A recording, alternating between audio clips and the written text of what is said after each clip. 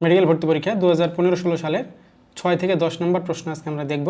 আমাদের 6 নম্বর প্রশ্ন হচ্ছে, একটি বস্তুকে 4.9 মিটার পার সেকেন্ড বেগে খাড়া উপরের দিকে ছুড়ে দিলে তা কতক্ষণ শূন্যে থাকবে। আমাদের অপশন হচ্ছে 1 সেকেন্ড, 2 সেকেন্ড, 3 সেকেন্ড এবং 4 সেকেন্ড।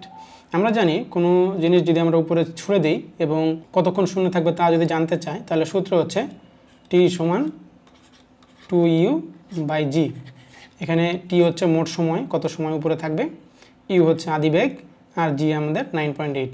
তাহলে এই অঙ্কে যদি আমরা যাই, তাহলে 2 × 4.9 বাই হচ্ছে আমাদের 9.8, এই দুটো গুণ করলে 9.8 হয়, আর 9.8 আমাদের নিচে, তাহলে এই দুইটা কেটে দিলে আমাদের 1 থাকে। তাহলে উত্তর হচ্ছে আমাদের 1 সেকেন্ড। আমরা আমাদের 2 নম্বর প্রশ্নে চলে যাব, অর্থাৎ 7 নম্বর প্রশ্ন। ব্যাকটেরিয়ার কোষপ্রাচীর মূলত কী দিয়ে গঠিত? আমাদের অপশন হচ্ছে মুরামিক অ্যাসিড, কাইটিন, মিউকোপ্রোটিন এবং সেলুলোজ। একটা জিনিস বলে রাখি, মিউকোপ্রোটিন মানে হচ্ছে পেপটিডোগ্লাইকান।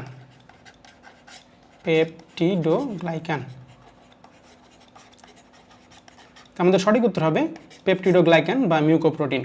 এছাড়াও আরও 2টা অ্যাসিড থাকতে পারে এখানে, একটা হচ্ছে মুরামিক অ্যাসিড এবং আরেকটা হচ্ছে টিকোইক অ্যাসিড।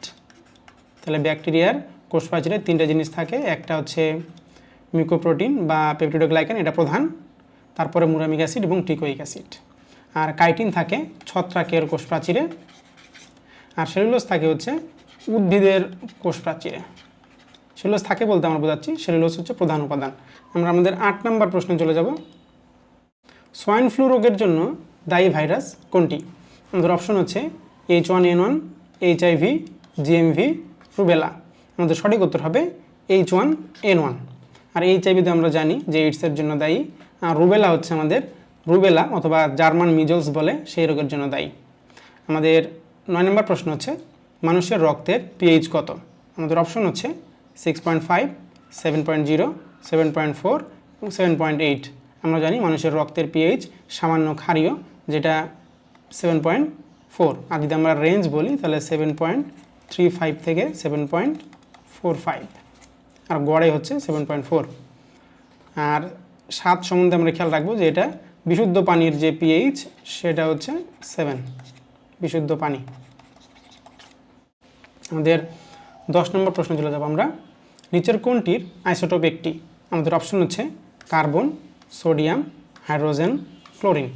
আমরা জানি পৃথিবীতে 2টা আইসোটোপ বা 2টা পরমাণু আছে যাদের আইসোটোপ একটা অথবা স্থায়ী পরমাণু বা স্থায়ী আইসোটোপ বলা হয়, সেটা হচ্ছে এই সোডিয়াম এবং আরেকটা হচ্ছে AU। তাহলে আমাদের উত্তর হবে সোডিয়াম। ধন্যবাদ সবাইকে।